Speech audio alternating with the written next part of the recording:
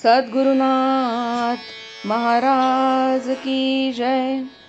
महायोगी स्वामी उमानंद सरस्वती की जय। श्री गुरुगीता हा गुरुभक्ती योगाचा मंत्रराज आहे.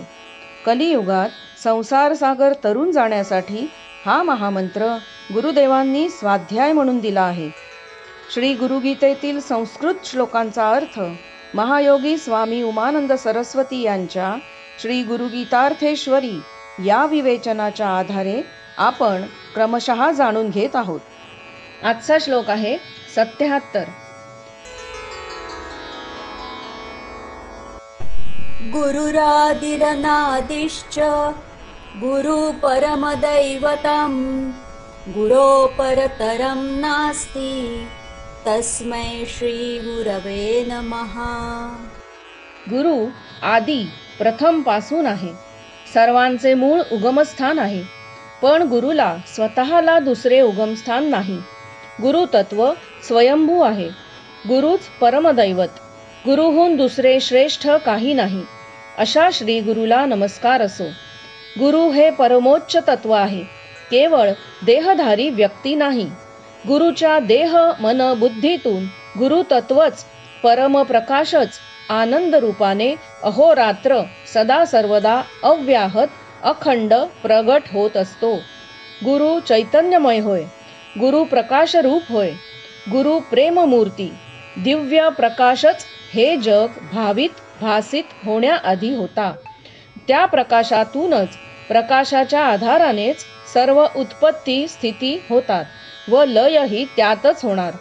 हा प्रकाश स्वयंभू आहे, त्याला ना आदी ना अंत, त्याला निर्माता कोणी नाही.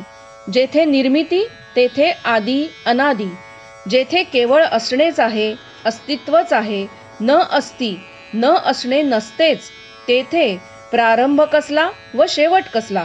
केवळ स्थितीच असते, वर्तमानच असतो, ना भूत ना भविष्य. अव्यक्त प्रकाश व्यक्त होतो गुरु रूपानेच. जगाच्या सुरुवातीपासून तो जगाच्या अंतापर्यंत जगाचा ईश जगदीश गुरु हाही प्रगट रूपात राहणारच. गुरुच जगाचा आधार, गुरुच सत्य नित्य, गुरुच जगाचे परम दैवत. दुसऱ्या साऱ्या इष्ट देवदेवता गुरु पुढे कनिष्ठच. ह्या अर्थी की गुरु हा देवांचा देव महादेव होय. म्हणून एक गुरुभक्ती केली की बाकी साऱ्या देवदेवतांचे पूजन आराधना आपोआप होते. ही खुणगाठ मनाशी पक्की बांधावी व आयुष्य सर्व देवदेवतांच्या मागे लागण्यात व्यर्थ घालवू नये. एक गुरुच निशंकपणे भजावा. बॉसच अनुकूल असेल तर इतर साऱ्या असिस्टंटची खुशामत करण्याची जरूर लागत नाही. मिनिस्टरच्या गाडीतून उतरणाऱ्याचा कागद सचिवालयात खालपासून वरपर्यंत न अडता सरसर चीफ सेक्रेटरीपर्यंत जाऊन सही होऊन परत त्याच्या हातात केव्हा येऊन पडतो ते त्याचे त्याला सुद्धा कळत नाही. तसेच गुरुभक्तावर सर्व इष्ट देवदेवता आपोआपच खुश होतात, कारण त्यांचा नियंता गुरुच असतो.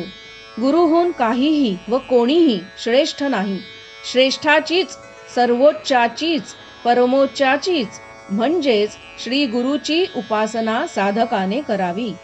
मग त्यात छोट्या मोठ्या उपासनांची फलप्राप्ती सहज घडते. अशा परम गुरुतत्वाला नमस्कार असो.